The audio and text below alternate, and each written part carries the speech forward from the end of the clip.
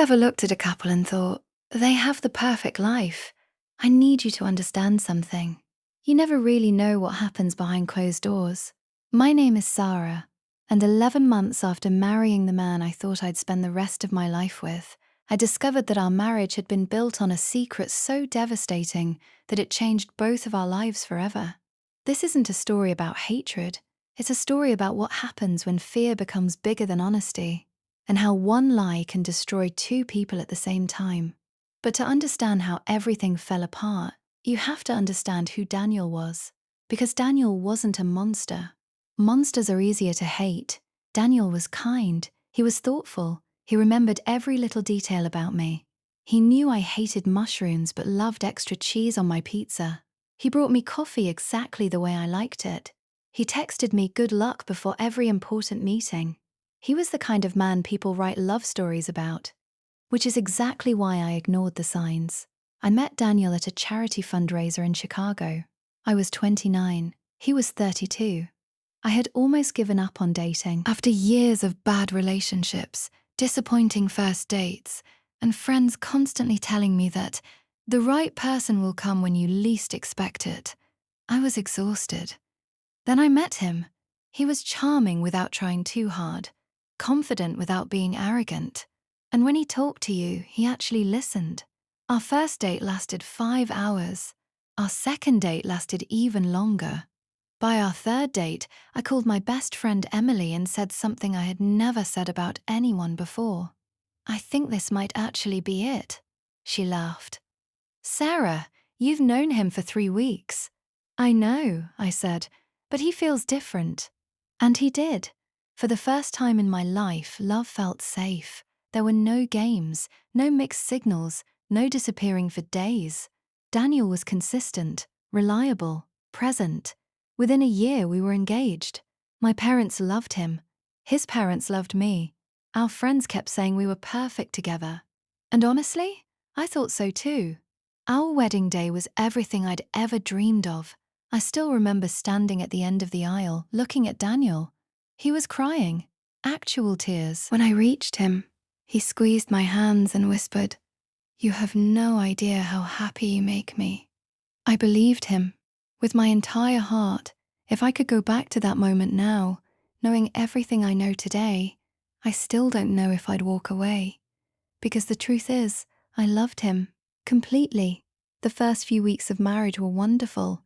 We decorated our apartment together, argued playfully over where the couch should go, cooked dinner together, fell asleep watching movies. It felt like the beginning of forever. But then our honeymoon came, and something felt different. Not wrong, just different. Daniel seemed distant. He wasn't cold. He wasn't mean. He was affectionate in every way except one. I told myself he was nervous. Maybe he was stressed. Maybe he needed time.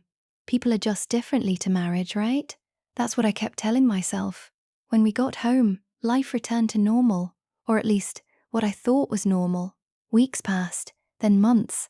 Every time I tried to talk about the emotional distance between us, Daniel would pull me close and say, "I'm sorry. Work has just been overwhelming." And I believed him. Because when you love someone, you don't immediately assume they're lying. You search for reasons that protect your love. You make excuses for them. You make excuses for yourself. My best friend Emily noticed something before I did. We were having lunch one afternoon when she looked at me and asked, "Can I ask you something?" "Sure." "Are you happy?" I laughed. "Of course I am." But she didn't laugh back. She just looked at me. "You don't seem happy." I felt my stomach tighten. "What do you mean?" "You seem anxious all the time. You overthink everything. You don't smile the way you used to." I immediately defended Daniel. "He's just stressed." Emily slowly nodded. "Maybe." Then she reached across the table and squeezed my hand.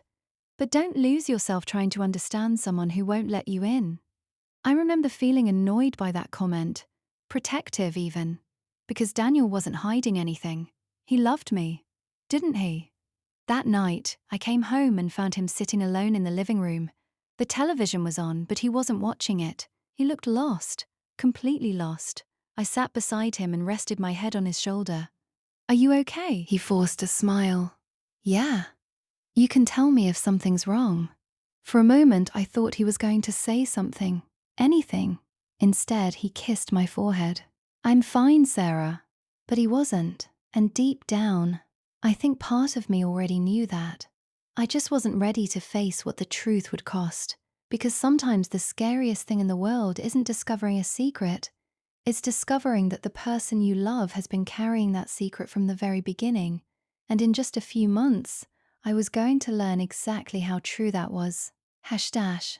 I found out my husband was gay 11 months after our wedding. Sarah's story. Part 2. The woman I became trying to save my marriage. 5 o'clock, 10 o'clock. Looking back now, I can see all the signs.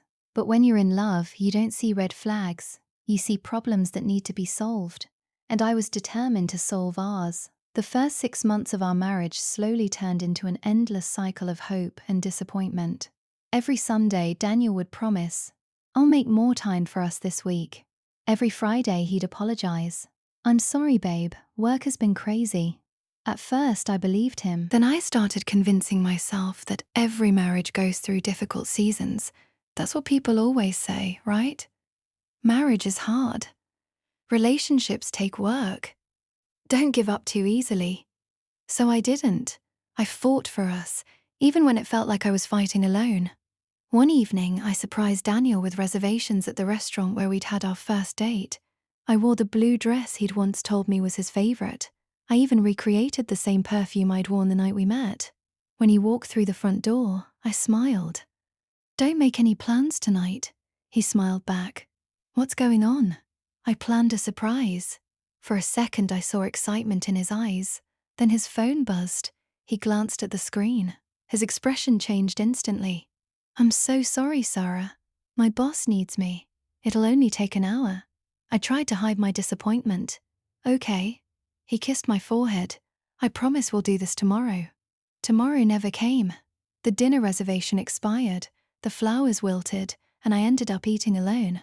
Around that time, everyone around us started asking the same question.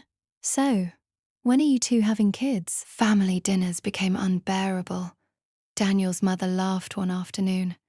I want grandbabies before I'm too old to chase them around. Everyone laughed. Everyone except me. Because every innocent question felt like a reminder that something inside our marriage wasn't right. On the drive home, I quietly asked Daniel, do you want children? He looked surprised. Of course. Then why does it feel like we're avoiding building a future together? He stared at the road. We're just taking things slow. That answer didn't satisfy me, but I accepted it anyway. Because I loved him. The person I started blaming wasn't Daniel. It was myself. Maybe I'd changed. Maybe marriage had made me less interesting. Maybe I'd stopped trying. So I changed everything. I joined a gym, lost 15 pounds, cut my hair shorter because Daniel once mentioned he liked shorter hairstyles. I spent hundreds of dollars on clothes I couldn't really afford. New makeup, new perfume, new everything. Every time I looked in the mirror, I kept asking myself one question. What am I missing? Daniel always noticed. You look beautiful. But compliments weren't what I needed. I needed my husband. One Saturday morning, my best friend Emily showed up unannounced. She took one look at me and frowned. You've lost weight. I've been working out. She crossed her arms. No, you're trying to become someone else. I'm trying to save my marriage. Emily sighed. Sara, has Daniel ever made you feel unwanted before? No. Then why are you changing everything about yourself? I didn't have an answer. Instead, I cried. For the first time since getting married, I admitted something out loud. I don't think my husband wants me. Emily wrapped her arms around me while I sobbed. You need to talk to him. I've tried. Then try again. That night, I did. Daniel was sitting on the couch answering emails. I closed his laptop. We need to talk. He looked nervous. Okay. I took a deep breath. I'm scared. His face softened. Why? Because I feel like you're slipping away from me. He reached for my hand. I'm right here. No, you're not. You're in this house, but it feels like you're somewhere else. For a long moment, he said nothing. Then he whispered, I'm just under a lot of pressure. What kind of pressure? I can't explain it. You can tell me anything. He looked into my eyes, and for one brief second, I truly believed he was about to tell me the truth. Instead, he forced a smile. I love you, Sara. I know. That was the problem. He kept saying the words, but I couldn't feel them anymore. A few weeks later, I woke up in the middle of the night. Daniel wasn't beside me. I walked downstairs. The lights in his home office were on. He was sitting at his desk, crying. Not quietly, not the kind of tears you wipe away before anyone notices. He looked completely broken. I rushed toward him. Daniel! He quickly slammed his laptop shut. It's nothing. I placed my hand on his shoulder. Please stop shutting me out. He wiped his eyes. I'm sorry. For what? He looked away. For not being the husband you deserve. Before I could ask what he meant, his phone rang. He stared at the screen. His face went pale. He declined the call immediately, then turned the phone upside down. I noticed something I'd never paid attention to before.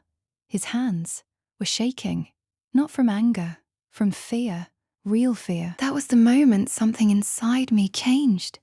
For the first time, I stopped asking myself, what's wrong with me? And started asking a different question. What is Daniel hiding?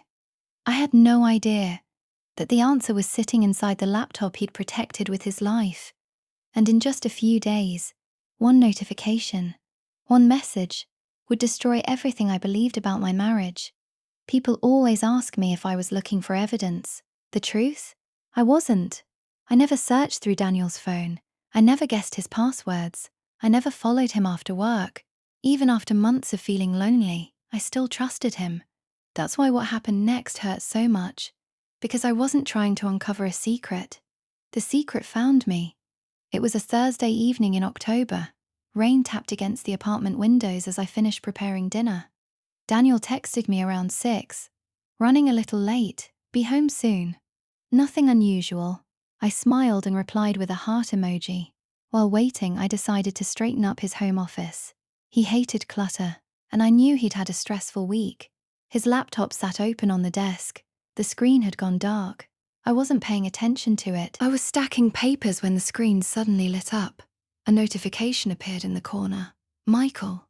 I can't stop thinking about last weekend. I frowned. Michael? I remembered the name. Daniel had mentioned him before. A friend from college. I smiled to myself. Probably two old friends catching up. Then another message appeared.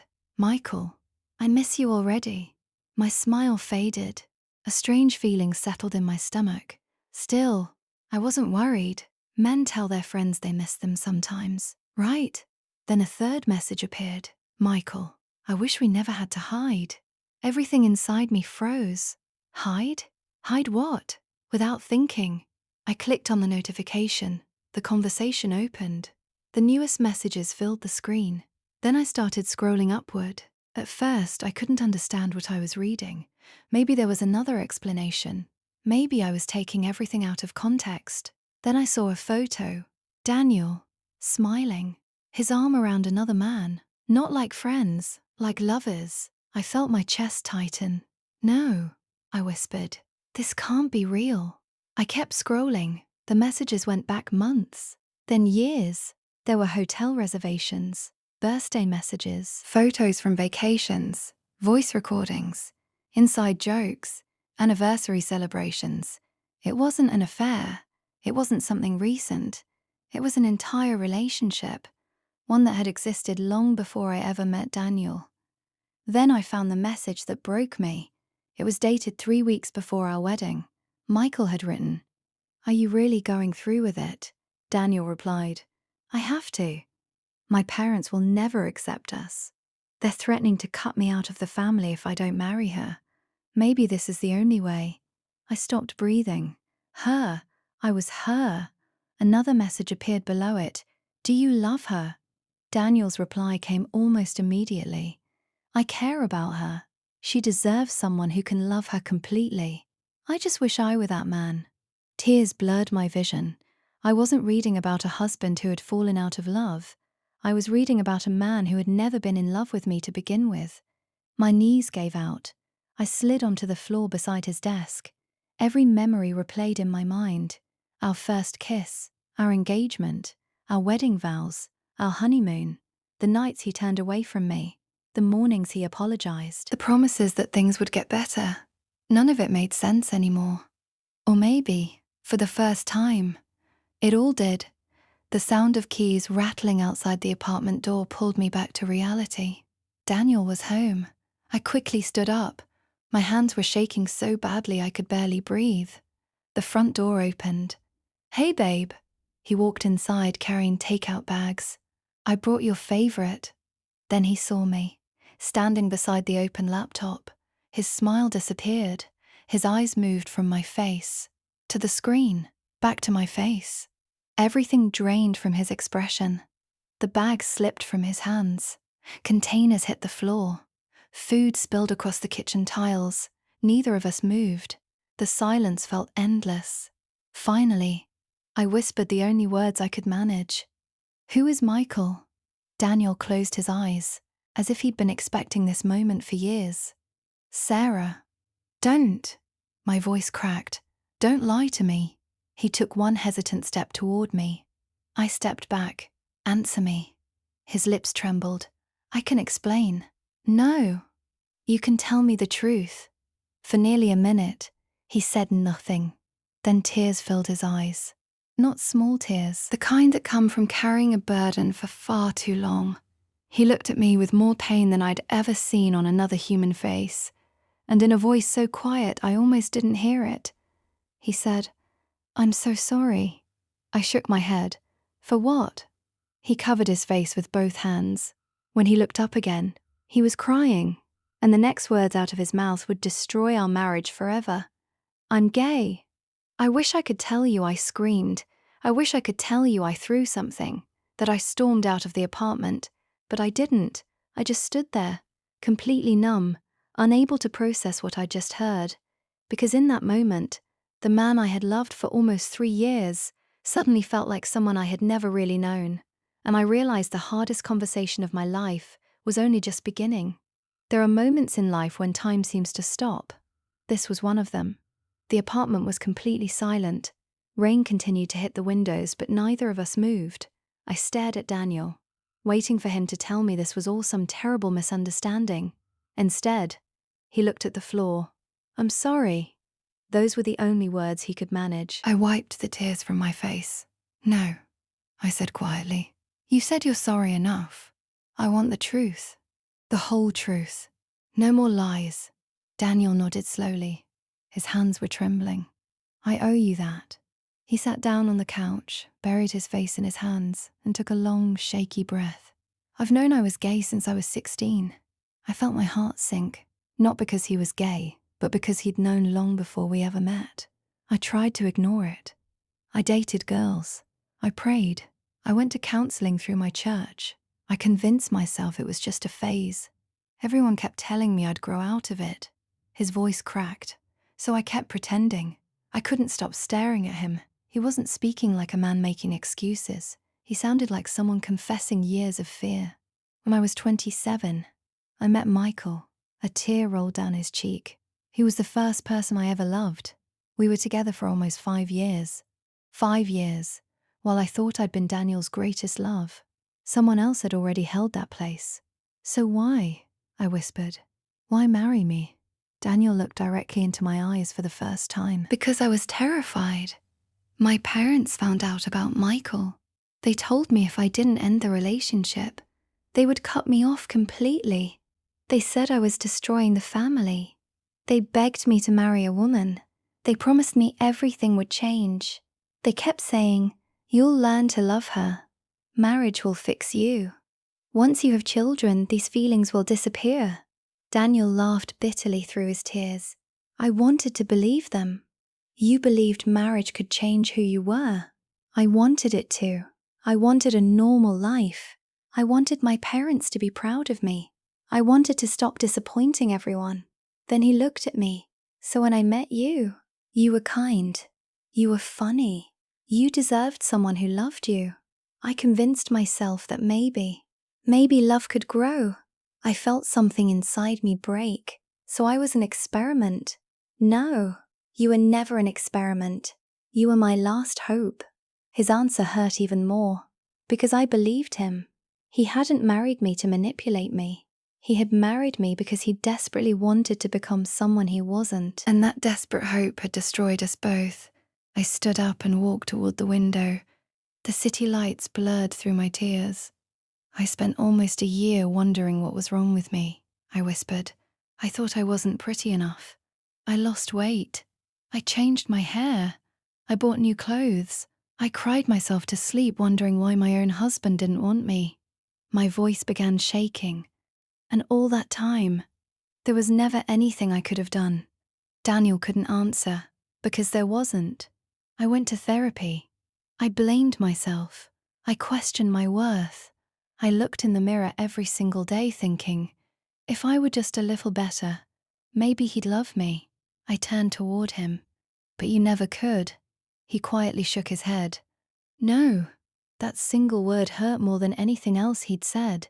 Not because it was cruel, because it was honest. For the first time, he wasn't lying anymore. The room fell silent again. Finally, I asked the question that had been haunting me. Did you ever love me? Daniel looked down. I loved you, the way someone loves their closest friend. I cared about you. I worried about you. I wanted you to be happy, but I was never in love with you. I closed my eyes. Those words felt like a funeral, not for Daniel, for the future I'd imagined, for the children we'd never have, for every anniversary we'd never celebrate, for the life that had disappeared in a single evening. A few minutes later, Daniel stood up. I'll leave tonight. I looked at him. Where will you go? A hotel. I don't think either of us should stay here. He walked into the bedroom and quietly packed a small suitcase. Every zipper, every drawer closing, every footstep down the hallway felt like another goodbye. Before leaving, he stopped at the front door. He looked at me one last time. I know you'll never forgive me. I took a deep breath. This isn't about forgiveness. He frowned. It's about trust. You didn't just hide who you were. You took away my choice. You let me build a future based on something that wasn't real. Daniel lowered his head. I know. I'll regret that for the rest of my life. Then he reached for the doorknob. For a second, I almost asked him to stay. Not because I wanted to save the marriage, but because I couldn't imagine waking up tomorrow and accepting that it was over. Instead, I simply nodded. He opened the door, walked into the hallway, and without another word, the man I had called my husband disappeared from my life. I locked the door behind him. The apartment had never felt so quiet. I looked around at our wedding photos, the framed memories, the home we'd built together. And for the first time, I allowed myself to stop pretending that everything was going to be okay. I slid down against the wall and cried until the sun came up, because some heartbreak doesn't happen all at once. It happens in waves, and I knew. The hardest part was still waiting for me. I had to tell our families, and I had no idea that would hurt almost as much as the truth itself. The next morning, I woke up on the living room floor. For a few seconds, I forgot what had happened. Then I looked around. Daniel's suitcase was gone. His coffee mug was missing from the kitchen counter. His jacket wasn't hanging by the front door. And reality hit me all over again. My marriage was over. For 3 days, neither of us spoke. Daniel stayed at a hotel. I ignored every text from friends asking if everything was okay. Emily was the only person who knew something was wrong. She came over with groceries, sat beside me on the couch and waited. She didn't pressure me to talk. She just sat there. After nearly an hour, I finally whispered, "He's leaving me." Emily frowned. Did he cheat? I stared at the floor. It's more complicated than that. When I finally told her the truth, she didn't interrupt me once. When I finished, she simply wrapped her arms around me. You didn't deserve this. For the first time in days, I cried without trying to hold it in. A week later, Daniel called. We need to tell our families. I knew he was right. Secrets had already destroyed enough. There was no point creating more. We agreed to meet at his parents' house. The same house where we'd celebrated our engagement. The same dining room where everyone had toasted to our future. Only this time, no one was celebrating. His parents sat across from us. My parents sat beside me. The room felt unbearably quiet. Daniel took a deep breath. There are things I should have said years ago. His mother looked confused. What is this about? Daniel looked at me for a brief second. Then he faced everyone. I'm gay. The silence that followed was unlike anything I'd ever experienced. His father's face turned bright red. His mother burst into tears. My father stared at the table in complete disbelief. No one moved. Finally, his father stood up so quickly that his chair crashed onto the floor. What did you just say? Daniel repeated it. I'm gay. His father pointed at me. You've ruined this family. For one horrible second, I thought he was talking to Daniel. He wasn't. He was looking directly at me. If you had been a better wife, none of this would have happened. Before I could respond, Daniel stood up. No. His voice was louder than I'd ever heard it. This is not Sarah's fault. I lied. I asked her to marry me knowing I couldn't love her the way she deserved. I broke her heart. You don't get to blame her for my choices. The room fell silent again. His mother quietly sobbed. My own mother reached over and held my hand. I could see the heartbreak in her eyes, not because my marriage was ending, because she knew I had been carrying this pain alone. Over the next month, Daniel moved into a small apartment across town. I stayed in the home we'd bought together until we sold it. Every room reminded me of the life we'd planned, the nursery we'd talked about, the vacations we'd dreamed of, the Christmas decorations we'd packed away together. It all felt like memories from someone else's life. The divorce itself was surprisingly peaceful. There were no lawyers fighting over money, no screaming, no courtroom drama, just two people quietly signing papers that neither of them ever imagined signing. When the judge finalized our divorce, neither of us smiled. There was nothing to celebrate. Outside the courthouse, Daniel looked at me. I know I don't deserve your forgiveness. I nodded. Maybe not. He swallowed hard. But I hope one day you'll remember me for more than the worst thing I ever did. I looked at him for a long moment. Then I said something neither of us expected. I already do. He looked confused. You weren't a cruel man. You weren't abusive.